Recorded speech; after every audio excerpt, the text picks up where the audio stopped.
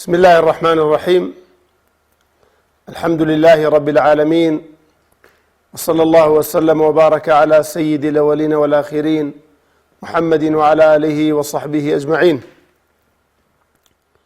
اللهم لا تجعل مصيبتنا في ديننا، ولا تجعل الدنيا أكبر همنا ولا مبلغ علمنا ولا إلى النار مصيرنا، وجعل الجنة هي دارنا، اللهم آمين. برایان و خوشکانی بەڕێز، ڕۆژ و گرانی مانگی ڕەمەزانی مبارەک لە هەر شوێنێکەن گوێبیستی ئێمن دانیشتون بە دیار بەرنامەکەمانەوە.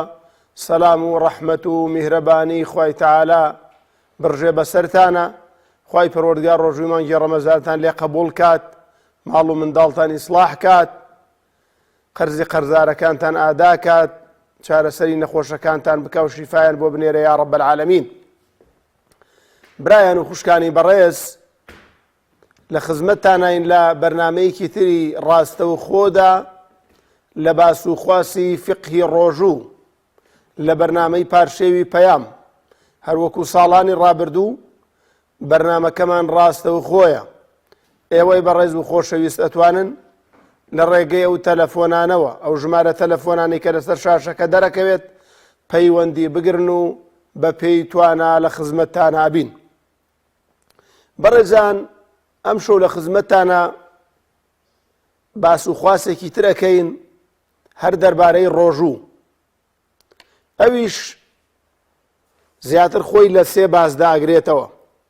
ئینسان کاتێک پارشێوە کات، تۆزێکی ترکە جەنابتان دەستەکەنە پارشێوکردن، یان لەواچە ئەندێکتانێ سەدەستان پێکردن بێ بە پارشێوکردن، جاری وایە پارشێوەکە تەواو ناکەی بانگەدات، خەریکی نان خواردنی بانگەدات، تیکەیە لە دەمتایە بانگەدات، پەرداخی ئەو بەدەستەوەیە، نیوەی خواردووە نیوەی نەخواردووە مەلافووی پیاکا و نایەڵێ بیخۆیت. ئایا لەم کاتەدا ئێمە ئەو تیکەی کە لە دەممانایە و ئەو تیکەی بەدەستمانەوەیە و ئەو پەرداخی بەدەستمانەوەیە گوێیشمان لە بانگ بێت، ئایا ئێمە تەواوی بکەین یان تەواوی نەکەین؟ بەڕێزان، واتە پەرداخی ئاومان بەدەستەوەیە، قومێکمان لێداوە، ئەمانەوێت تەواوی بکەین، مامۆستای مزگەوت زرمەی لێڵەسێنێ و بانگەدات، تیکەکە بەدەستەوەیە بە هەمان شێوە یان لە دەمتایە. بەڕێزان، ئەم حاڵەتە ئەم حاڵەتەی کە باسم کرد لە دوو شێواز بەدەر نییە. یاخود یەقینتەیە ئەو بانگەیکی گوێت لێتی هەڵە ناکە و بانگێکی تەواوە، فەجری ئەو فەجرەی کە ئینسان نابێنان بخوا ئەوەیە، یعنی یەقینتەیە بانگەکە لە کاتی خۆیەتی تەواوە. ئەگەر یەقینتە بێت بانگەکە لە کاتی خۆیەتی، واتە بانگەکە پێشووی نەکردووە، هەندێک مزگەوتەیە لە پێشدا بانگەدەن لە مانگی ڕەمەزاندا، ئەڵێن با خەڵکی لە گومان بەرینە دەرەوە. تۆ ئەگەر یەقینتەیە ئەم بانگە لە کاتی خۆیەتی، شەرعەن ئەم پەرداخاوەی کە بەدەستەوەیە و ئەو تیکەی بەدەستەوەیە لە دەم تایبێ نەیخۆیت شەرعەن. بەڵام ئەگەر گومانت وایە بانگەکەس لە 100% لە کاتی خۆی دانیە، لەواچێ حەزەر کرابێ، چەند لەحظەیەک پێش خرابێ، لەو کاتەیە کە گومانت هەیە لەسەر کاتی بانگەکە، ئەوە پەرداخە ئاوەکەش تەواوکە، ئەو تیکەی کە لە دەمتایە قوتی بە، هەندێک جار ئەوشی کە بەدەستەوەیە بیخۆ ئەگەر گومانت هەیە لە بانگەکە. بەڵام ئەرزم کردی ئەگەر یەقینت هەیە بەڕاستی ئەبێ نەیخۆی خوشک و بەڕێزی خۆشەویست. پاشان دوو بابەتێکی تر دێتە پێشەوە، ئەو شتانەی کە ئێمە بە ئەوەیسە بە ڕۆژووین و پارشێومان کردووە، ئەو شتانەی کە ڕۆژوو بەتاڵەکاتەوە کە لە بەرنامەکانی ڕابردوودا ئاماژەیەکی سەریعمان پێ کردووە، و ئەو شتانەی کە ڕۆژوو بەتاڵ ناکەنەوە. من لە پێشدا باسی ئەو شتاناکەم کە ڕۆژوو بەتاڵ ناکەنەوە، چونکە ئاماژەیەکمان بەوی تر کرد لە بەرنامەکانی ڕابردوودا تەفاسیلەکەی باسەکەی نەگەر فریاکەوێت. ئەو شتانەی کە ڕۆژوو بەتاڵ ناکەنەوە بەڕێزان، من 17 شتم نووسیوە، زۆر جار لە کۆمەلگادا پرسیار لەم شتانە ئەکرێت، بەڵام ئەم شتانە ڕۆژوو بەتاڵ ناکەنەوە. بۆی هەموو لایەکمان فقهی ڕۆژوومان هەبێ، زانستمان هەبێ دەربارەی ئەو ڕۆژۆی کایگرین. یەکەم، قەترەکان بەڕێزان. دیارە قەترە یان ئەکرێ بە چاوەوە، یان ئەکرێ بە لووتەوە، یان ئەکرێ بە گوێوە. جارێ ئەوەی گوێ و چاوە زانایان فەرموویانە ڕۆژووی پێ ناشکێت، با تامەکەشی بگاتە گەرو. بەڵام بەشێک لە زانایان فەرموویانە قەترەی لووت ڕاستەوخۆ منفەزی هەیە بۆ قوڕک ڕاستەوخۆ، بەڵام گوێوانیە، بەڵام چاو وەکو لووت نییە. ئەفەرمون لووت ئەیشکێنێ بەشێک لە زانایان، بەڵام والله ئەعلەم وەکو مەجمەعی فقهی فتوای داوە کە لوتیش نایشکێنێت. یعنی ئەگەر ئینسانێ قەترە بکاتە لوتی و قەترە بکاتە چاوی و قەترە بکاتە گوێی، چونکە ئەم قەترە خواردن نییە، نەخواردنە نەخواردنەوەیە، و ئەگەر تامێکیش بگاتە قوڕگی ئەمە معنای ئەوە نییە کە چۆتە ماعیدەیەوە. بۆیە هەر سێ قەترە کە قەترەی چاو و قەترەی گوێ و قەترەی لوت ئینشاڵڵا ڕۆژوو ناشکێن. ئەمە یەک. دوو، ئەو دەرمانەی کە کەسانێک مەسەلەن نەخۆشی دڵیان هەیە، شتێکە خەنە ژێر زوبانیان، ئەمە خواردن نییە. ئەویش فەرموویانە مادام خواردن نییە و لە ژێر زوبانیانە دایانێن، ئەمیش بە هەمان شێوە ڕۆژوو ناشکێنێت. بۆ کەسانی نەخۆشی دڵیانێ ئەرزم کردن یان هەر نەخۆشیێکی تریێ. سێیەم، مەڵحەم، بەکارهێنانی مەڵحەم. مەسەلەن کەسێک مەڵحەم بەکارهێنێ بۆ لێوەکانی، مەڵحەم بەکارهێنێ مەسەلەن بۆ هەندێ ئەندام و شوێنی حەساسی تووشی نەخۆشی بووە، ئەو بەکارهێنانی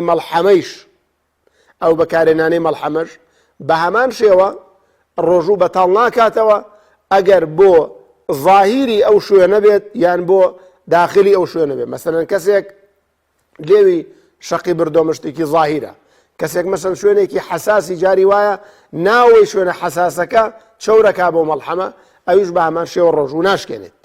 چوارەم، ئۆکسجین بۆ نەخۆش. ئۆکسجین نەخواردنە و نەخواردنەوەیە.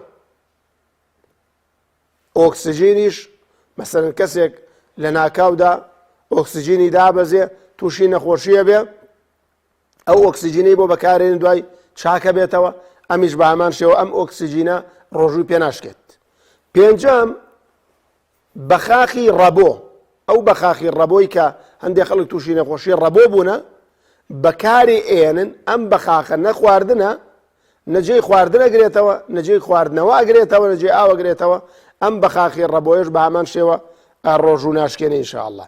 شەشەم، نازوری ماعیدە لە ڕێی دەمەوە. خەڵکێک نازوری ماعیدەی بۆ ئەکرێ لە ڕێی دەمیەوە، ئەمیش بە هەمان شێوە وەکو مەجمەعی فقهی فتوایان داوە ئەم نازوری ماعیدەش بە هەمان شێوە ڕۆژوو ناشکێنە.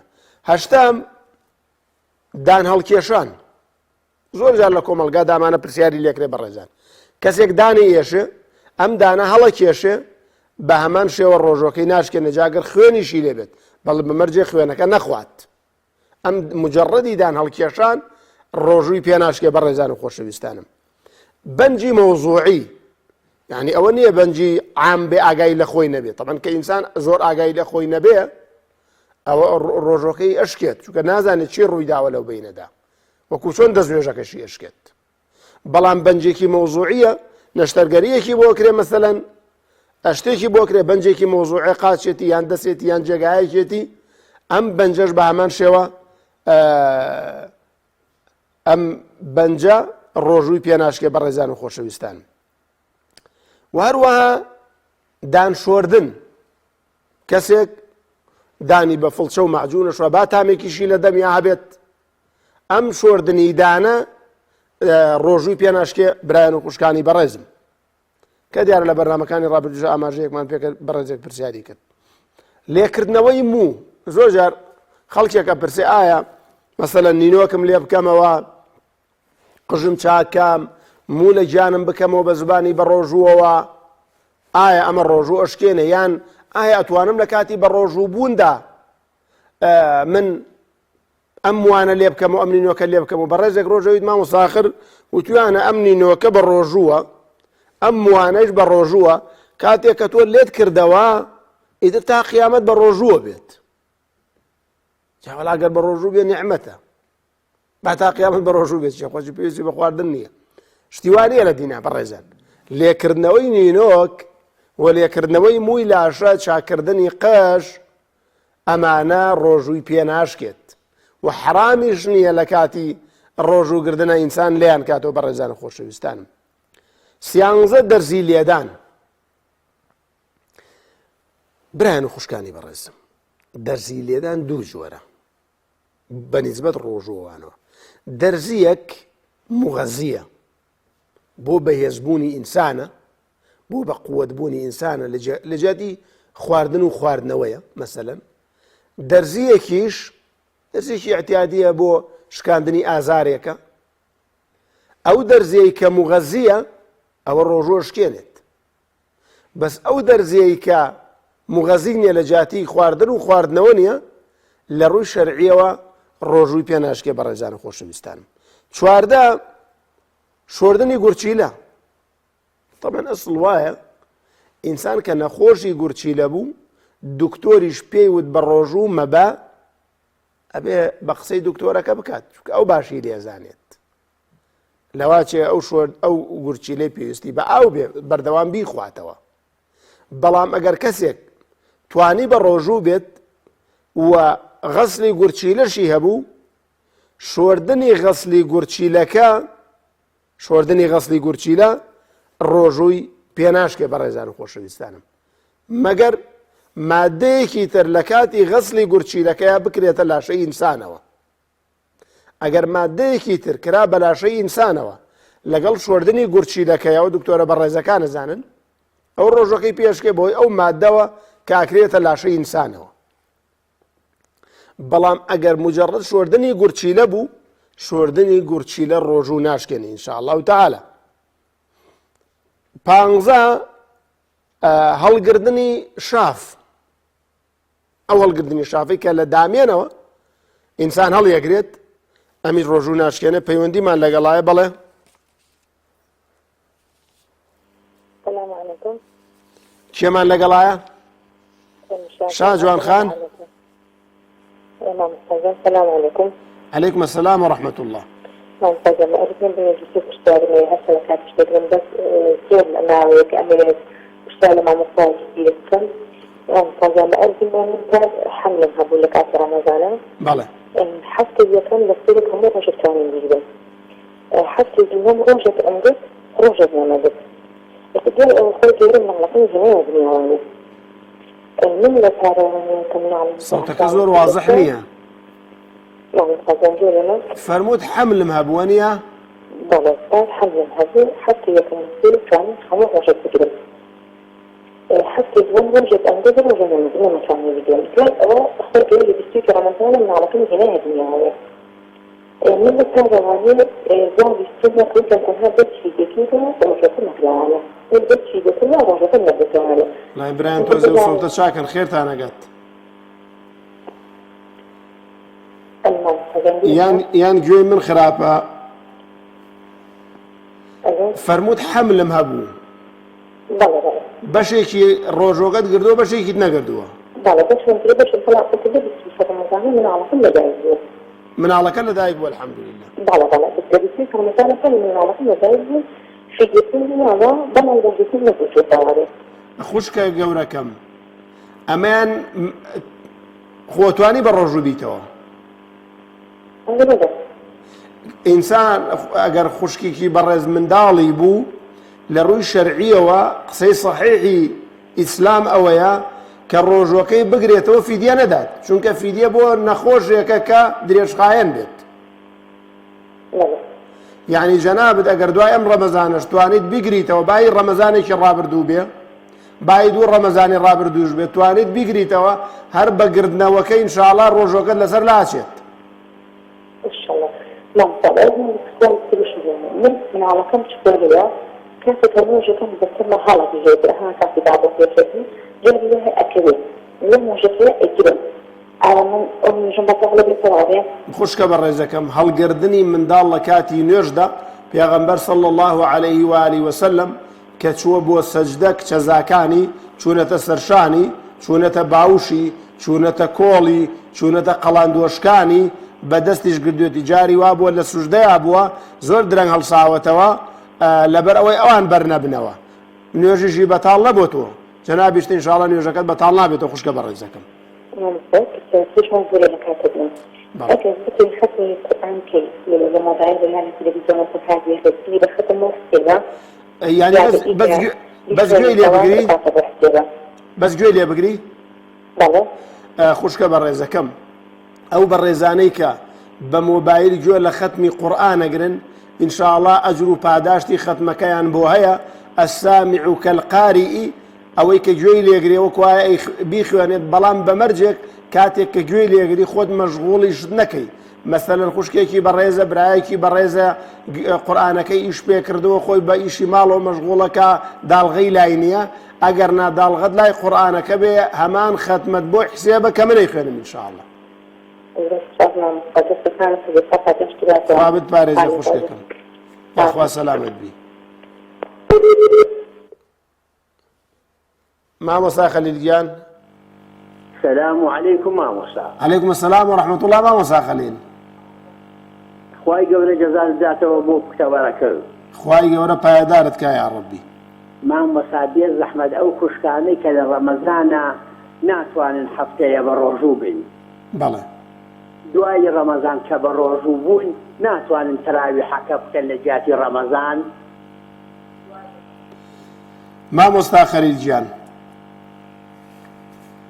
مامۆستا خەلیل بابەتی تەراویح تایبەتە بە مانگی ڕەمەزان و ئەو خوشکە بەڕێزەی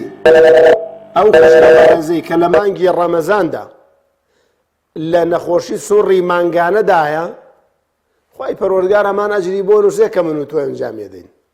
إذا مرض العبد أو سافر كتب له خوای تعالی بۆیە نووسێ ئەوەی کە لە شتاغیا کردوێتی ئەو خوشکە بەڕێزەش کە کەوتۆتە سوڕی مانگانەوە وازی لە نوێژێناوە ئەم جارێ نوێژی تەراویحە سونەتە لە دوای ڕەمەزان پێویش بە قەزاکردن ناکاتەوە ئەنجامی بدا بەڵام ڕۆژوو فەرزە بۆیە قەزایەکاتەوە لەسەری نییە ئەو خوشکە بەڕێزە لە دوای ڕەمەزان بڵێ من تاویزی ڕەمەزانەکەمەوە بە تەراویحەکان بکەم یان با شەو نوێژی زیاتر بکەم. ئەرزم کردی چونکە سونەتە وە سونەتیش بە تایبەتی کە خوشکێکی بەڕێز بەوەی نەخۆشیەوە نەیگردووە ئەگەر نا مەسەلەن برایەک لەسەر شەو نوێژ خوشکێک لەسەر شەو نوێژ بەردەوام بووە ئەم شەو خەبەری نابێتەوە بۆ شەو نوێژ بۆ شەو نوێژ بەیانی ئەتوانێ ئەوەی شەو قەزا بکاتەوە بەڵام ویترەکە ناکاتەوە چونکە ویتر پەیوەندی بە شەوەوە هەیە یعنی ئەتوانێ ئەو شەو نوێژەی کە شەو لە دەستی چووە بە ڕۆژ ئەنجامی بداتەوە بەڵام ویترەکەی ناکاتەوە بەڵام بکەوێتە دوای ڕەمەزان بەڵێ کاک داراجان کاک داراجان لە خزمەتتاین جۆ لە دەنگمە بەڵێ ماشەڵڵا ئەڵەی لە پەنامای باشە دەی ئەسەلام عەلەیکوم وەڕەحمەت اللهی وبەرەکاتوه. وعەلەیکوم ئەسەلام کاک داراجان هەبێ جوابێتەوە ئاها کاکە من ڕخنێکم لە جەنابە هەیە من لە خزمەت جەنابتان ئاگام لێتە ئەوە دووسێ شەو بەرنامەکان هەیە ئەم شەو شێرم کرد ئەڵێ کە مامۆستا خۆی پیا کرد کە مامۆستا تەقەی لێڵسا نابێ وا بڵێ بانگ قۆرسە ئەبێ بڵێ مامۆستای مزگەوت بانگی فەرموو گەنجمان هەیە لەسەر ئەنتەرنێتە لەسەر موبایل لە باغەڵە لەم تینە تێ نەگا کاک داراجان نەبێ بە هەزەلیات کاک دارا باڵێ قوربان گیان ئەمە لەسەر دەکەوێ من دڵسۆزی تۆ مێمە بێ کاک دارا بەڵێ دەست خۆش بێخۆ بەڵام عادەتەن ئێمە کە بانگمان داوە نه بڵێ فەرمێ با فێری في قرآن قرصك وأنزلنا إليك كلاما ثقيلا بويا عماليات وبويا معاش وكهرباء وشيام باوري بسودان قرصنا قرأ باشاي كون شاوي اليمان إن الله على كل شيء حسيب. كاك داراجان بله ئێمە کە بانگمان داوە جاری وایە سەماعە داگیرسێنین پێش ئەوەی بانگەکە بفەرمووین بله یان تەقەیەکی لێڵەسێنین یان فویەکی پیاکەین حاڵی ئەرزم بووی جا کە فوت پیاکرد بۆ تاقیکردنەوەی مایکەکانە نازانم جەنابەت بانگت داوایان نا والله بانگم ماوە تقریبا کڕەت لێ ئاوا لەو بەری قەراخە شوام و ماوەیەکە مانگێک ئەنجا لە چوارداش کەڕەتێتە 2000 بانگم ماوە یا ڕەبی خوای گەورە لەو کەسانەوە حسێبکە کە لە قیامەتە ئەنجا بێنە سەر ڕۆژوشکان کاکە هەست گوناحێ گوناح بێ ڕۆژەکە ئەشکێنێ بە تایبەتی سفرەی حرام هەرکە بانگی فەرمونانەکەی خوا بیشتێنێ خۆی لە ئەسڵاش کاخ بوونێ نانی حرام زۆر خراپە تێکەڵی خوێن و جەستە بێ ئەوە وەڕوونکەرەوە پرتیارەکەی من هەرەوە بوو بەسەر چاو ئەنجا نقطەی تریشمانەیە خوای گەورە فەرمێ بە مریەمی عەزرا گەڕێتەوە ناو قەومەکە و بڵێ بە ڕۆژوم لە قسەکردنە مرۆڤ هەبێ هەموو جەستەی بە ڕۆژوو بێ باسمان کرد لە بەرنامەی یەکەمە ماوەسا کاک داراگیان بەڵێ قسەکەی مەریەم عەلەیهە السەلام ئینی نەذەرت للڕەحمانی صەوما هەر لە بەرنامەی یەکەما باسمان کرد بەڵێ و باسی ئەوەشمان کرد دوێنێ ئەگەر هەڵە نەبوو دوێنێشەوە باسمان کرد هەندێک شتێ ڕاستەوخۆ ڕۆژوو بەتاڵەکاتەوە وەکو خواردنی ئاو خواردنەوەی ئاو خواردنی نان بەزەندێ شتمانەیە ئەجر و پاداشتی ڕۆژوەکە نایەڵێ مامۆساگیان هەیجان نارە خۆش بێ ئەبێ ئێمە ئەم دینە وا بڵاویکەینەوە ئەگەر کەسێ ڕۆی بۆ ئەوروپا بتوانێت لە کافتریایەکە بە یەکێک بڵێ ئەم ئینجیلەی ئێوە ئیلغا بۆتەوە دوای قورئان کەوت قسەکانمان مەخدەمەوەی کاریگەر بێ کاریگەر ئەمڕۆ تەکنۆلۆژیا و زەمانە و ئەقڵ زۆر پێشکەوتووە قسەکردن زۆریە تەلەفۆزەکەی بگۆڕی نەک بۆ تەمەنێکی 50 ساڵ و 70 ساڵە بێ کاریگەریمان لەسەر 15 ساڵە و بەرەو ژوورتر هەبێ خاڵ گیاندەی سڵاو ڕێز مێ خوای گەورە بتپارێزێ کاک داراگیان خوا سەلام کێمان لەگەڵایە باوکی ڕەهەند ئینشاڵڵا لە خزمەتی ئابین خوای گەورە پاداشتی کاکدارا باتەوە بۆ پەرۆشی بۆ ئیسلام و مسلمانان خوا سەلامەتی کە کۆمەڵەشتی باس کرد دەستخۆشی لێکەین باسی ئەوەی کرد کە سفرەی حرام طبعا ئەم سفرەی حرام و حرامە یعنی خواردنی حرام و حرامە بەڵام ئینسانێک کەسابەتی حرامکە ڕۆژۆکەی پێناشکێ کاکدارە ئەجر و پاداشتی ڕۆژوو کەمە بێتەوە بە کەسابەتی حرام جاریوە ئەجری نامێنەیە بەڵام ئەوە نییە بڵێ ڕۆژۆکەی شکاوە ئەنی ڕۆژوو چەند شتێک دیاری کراوە لە شەرعا ئەشکێنێ ڕاستەوخۆ و چەند شتێکیش ئەجر و پاداشتەکەی نایەڵێت ئەمیش حسێب کە معنەویەن شکاوە بەڵام ناتوانی بڵێ ئەم ئینسانە لە دوای ڕەمەزان ڕۆژوگرنەوەکەی لەسەرە بەڵێ فەرموو کاک عەلیگیان جان بەڵێ مامۆستان کاتت باش ئەم کاتت باش کا عەلیگیان مامۆستان کاتت باش ئەم کاتەوە باش کا عەلیگیان یا ڕەبی سەلامەی سپاس دەکەم لە شار باژێرەوە پەیوەندیتەوە من لە خزمەت جەنابتان خوای تەعالا شار باژێرمان بۆ بپارێزێت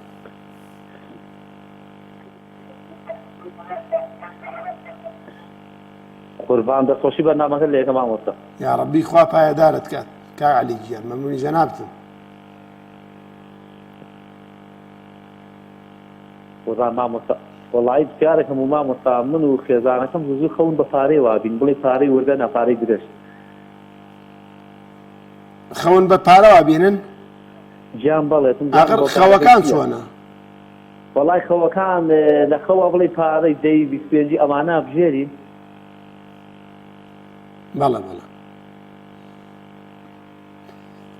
کاک عەلیگیان گیان خەو بینین بە پارەوە بەعام ئینسان لە خەویدا پارە بژمێرێ و پارەکەش پارەی کاغەز بێ پارەی وردە نەبێ کە پارەی وردار خەم و خەفەت و ناڕەحەتیە بەڵام پارەی کاغەز ئینسان لە خەویدا پارەی ژمارد یان ئەو کەسە کەسابەتێکی باشی دەسەکەوێ ئینشاءڵڵا یان زیادبوونی ڕزق و ڕۆزیەتی دانەوەی قەرزێتی يعني بۆ معنای باش دێ کاتێک کە پارەی کاغەزی ژمارد.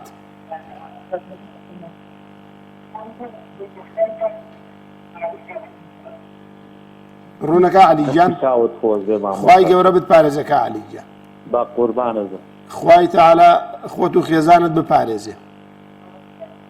قوربانم چاوت ماز دەکەم. خوا لێت ڕازی بێ. خوا حافیز بێ. خوا حافیز بێ یا ڕەبی.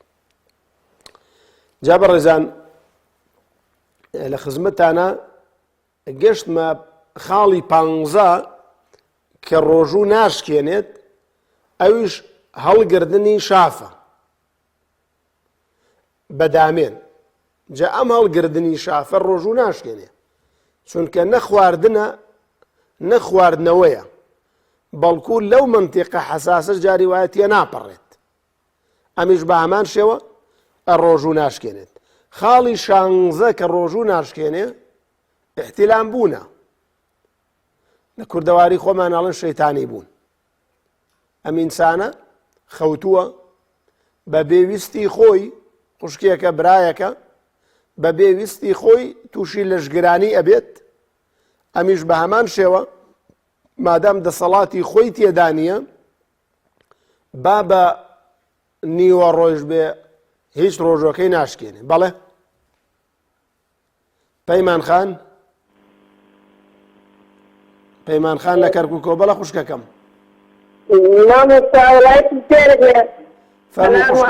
عەلەیکم السلام وەڕەحمەتوڵڵی وبەڕەکاتوه.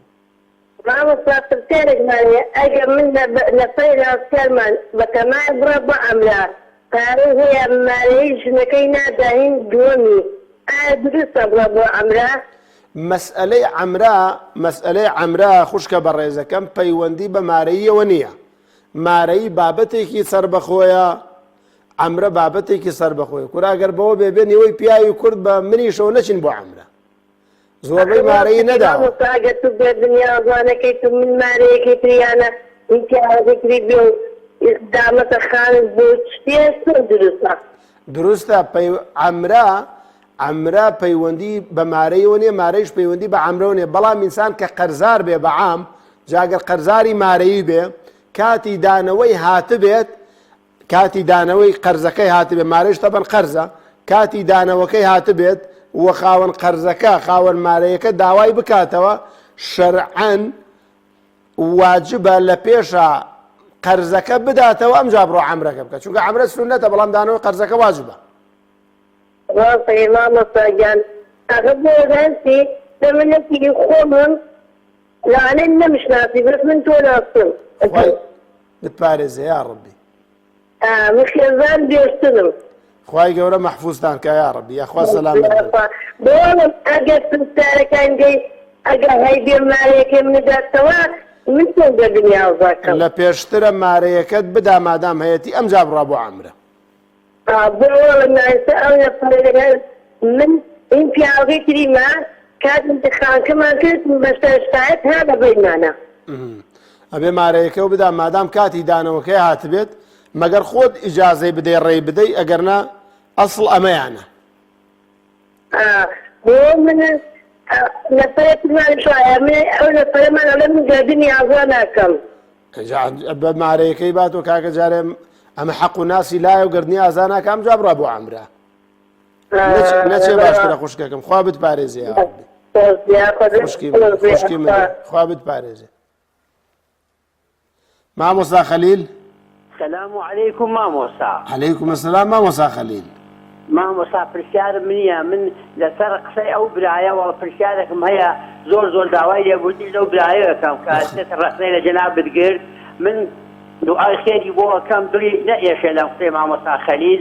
مامۆستا ڕاستە فەرمێ من تەزعات ڕەبانگ فەرمووە فوو ئەکەین بە سەماعەکان بۆ ئەوەی بزانین سەماعەکەی سەرۆ ئیشەکەیان یادەتێکی پیادێ بۆی تەقەی بێ بۆ ئەوەی کەوا بزانین شەوتەکە ئەڕوایان نا. جوانە. جا داوای لێبوردن لەو برایە ئەەکەم بەڕێزە قسەکەی خێنە سەر سەرمان ئینسان نابێ ئەوەنە لە کەمی نابێ بۆ مامۆستا بەڕێزەکان بە ساڵ و بە دوو ساڵ بە چەندەها ساڵ مامۆستایەکی وەکو جەنابەت قسەکە ڕۆژێک قسەیەک بکە بە دڵی هاوڵاتیان لەبێ ڕەخنەیەکی زۆری لێ بگرن هەقیش نییە هاوڵاتیانی جوابن مامۆستا علمی پێ ئەزانێت بەڵام هاوڵاتیان بەدری ئەو دەجوڵێتەوە گلەی بکە ئەوە خۆش نییە. من زۆر داوای دەبوتن و برایەکەم گلەی نەکا لە قسەکەم ڕخنەی وا بچووک لە مامۆستا نەگرن ئەوە جوان نییە لەبەرەوە مامۆستا لە خزمەتی هەموو هاوڵاتیە ڕێزەکان هەیە نابێ گلەی بکەن ئەوە مامۆستایە بە دڵی ئەوان قسە نەکا ئیتر ڕخنە بگرن. زۆر داوای دەبوتن لە هەموو بیسەرێکی بەڕێز و لەومان برایەکەکەم. خوالت ڕازی مامۆستا خەلیلجیان خی گەورە پایدارت کە وڵا دیارە کاکداراش دڵسۆزە بۆ دین بەڵام لەوا شێوە حاڵی بوو بێ کە ئێماڵین فووی پیاکە مەبەست ینی بەسوک تەماشاکردنی قزیەکە بێ ناخۆی هەرە بەڕێزانەی کە بانگەدەن لە پێشە هەر عادەت وا ڕاهاتووی فوویەکمان پیا کردویان ئاوە داهمانە لە مایکەکەم جا بانگمانداوە من جاری وا بووە وەجەنابیشتان ئەو بەڕێزانە جاری وا بۆ پێش ئەوەی بانگ بدا زانیمانەوە بانگەدا چونکە گوێمان لە فووەکە بووە جا کاڵین فووی پیاکە مەبەستمان ئەوەیە ئەگەرنا ئینسان بە تایبەتیەوەی تۆزێ لە دین شارەزا بێ مسلمان بێ نابێ بە سوک تەماشایەوانە بکە. خوای گەورە پاداشتی جەناب باتۆ مامۆستا خەلیل. ئیتر خۆی ئینسانیش جاری وایە ڕخنەی بۆ ڕاستکەنەوە هەڵەی بۆ ڕاستکەنەوە شتێکی باشە بەڵام ئەوە هەڵە نەبوو کە لە خزمەت کاکدارە شار باسم کرد خوای گەورە پاداشتان باتۆ. گەشتینە خاڵی شانزە بەڕێزان ئەرزم کردن خاڵی شانزە کە ڕۆژوو بەتاڵ ناکاتەوە احتیلام بوونە کە ئینسان دەسەڵاتی خۆی تێدانی خەوتووە خەوێکە بینێ لە خەویدا لەشی گرانە بێت ئەمە ڕۆژۆکەی پێ بەتاڵ ناکاتەوە با لە نیئۆڕۆیا بێ با لە عەسرا بێ با بە زبانی بە ڕۆژۆ بێت. پاشان کاتێک کە ئینسان تووشی لەشگرانی بۆ شتێکی تر دێتە پێشەوە کە ڕۆژوو ناشکێنەیەش خۆشوەردنە یعنی خۆشوەردن بە حیچ جۆرێ ڕۆژوو بەتاڵ ناکاتەوە. ئینسان خۆیەشوە ئاوەچێتە گوێ مەسەلەن خۆی پاکە کاتەوە ڕۆژوو ناشکێنێت یان مەلەیە کات لە بەحرێکە لە ئاوێکە لە حەوزێکە مەلاکات ڕۆژەکەی پێ ناشکێ. بەجێک لە زانایان و توانە ئەگەر ئینسان لەناو ئاودا مەسەلەن دەستنوێژی شکا ئاو چووە گیانێەوە ڕۆژەکەی ئەشکێ بەڵام خۆ ناگاتە ماعیدەی بۆیە ئەوی ڕۆژوو ناشکێنێت. جا خۆشوەردنیش یەکێکە لەو شتانەی کە ڕۆژووی پێ ناشکێ بە ڕێزانە خۆشەویستانم. پاشان خاڵی حەفدە لە بەرنامەکانی ڕابردووە ئاماژەمان پێکرد باسی حیجامە باسی کەڵەشاخ. ئیمامی ئەحمەد کە ئەفەرمێ کەڵەشاخ ڕۆژوەشکێنێ خوێن دەرهێنانیش هەر ڕۆژوەشکێنێ قیاسن لەسەر کەڵەشاخ.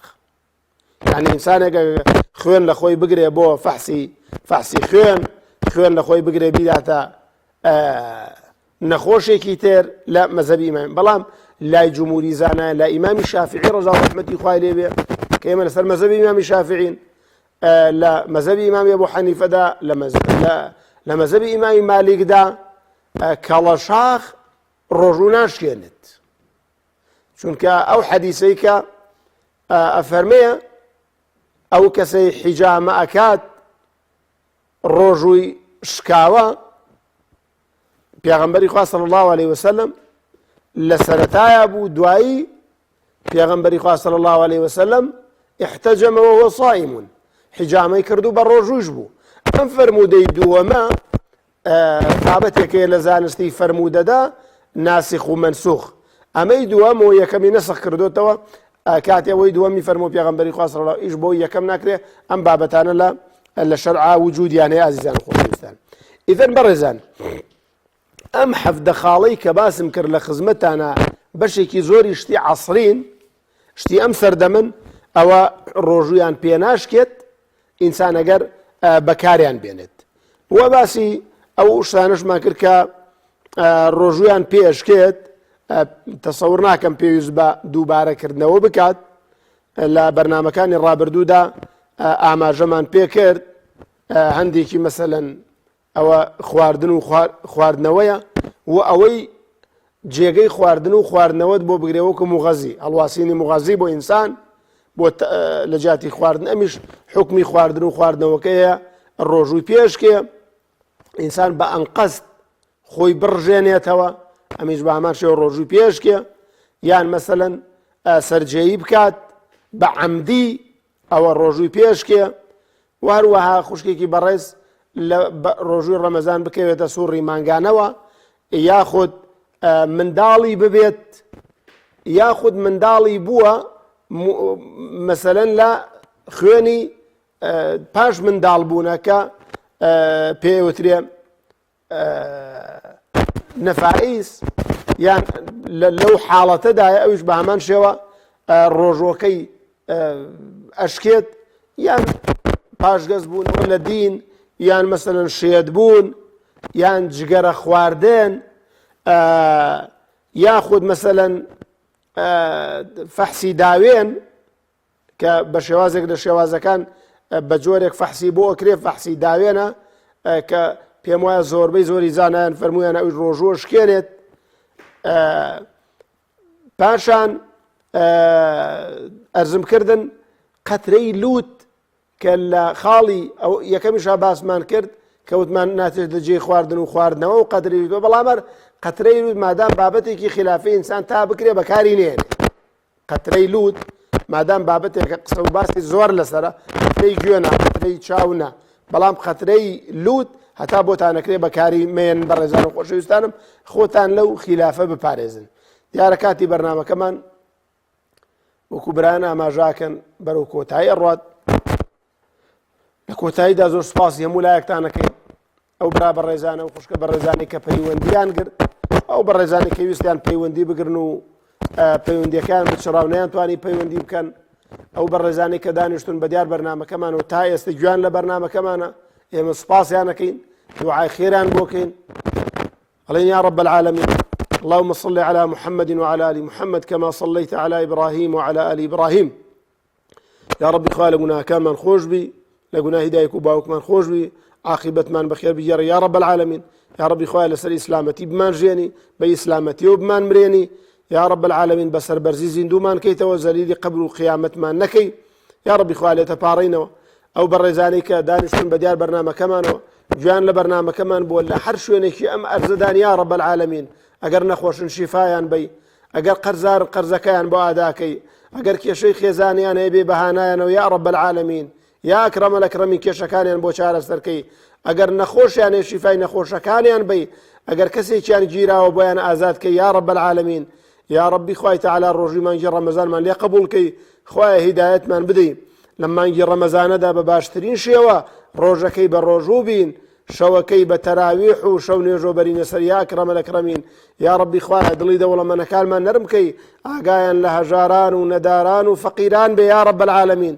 يا ربي خواي وكسي لما انقدا أعقاي لها جارانا أعقاي لها فقيرانا أعقاي لها تيوانا يا ربي خواي چنيكي بيه بخشي ونزياتري بيه بخشي توا خواي لقل بيغمبرو بياو چاكانا لبهجدا حشري كيتو كيتو يا رب العالمين يا ربي خواي لتبارينوا مخاطرين وجوانا كان إخوة تمن من باقي كي بتوانين أما نجي رمضان بباشترين شيء وبالرجوبين لو كسان من كلام نجي رمضان دا قلمي عفو بسرتاوانا كان أنا ديني يا ربي خوا لشوي ليلة القدر ببشمان نكي يا ربي خوا لشوي ليلة القدر ببشمان نكي خواي پروردگار أو برابر رزاني لبش كاميرون لجوري كنترولن ما ندوب من برنامجنا ولم كاتناس كي شودا يا ربي خوايا پاداش ديان بيتوا لنا خوشي ونخوشي ونقبتي ونهامتي خوايا ومالو من دالن بباريزي آمين آمين تا برنامج كتر همو لا يكتان بخواي پروردگار اسبيرم وصلى الله على محمد وعلى آله وصحبه أجمعين.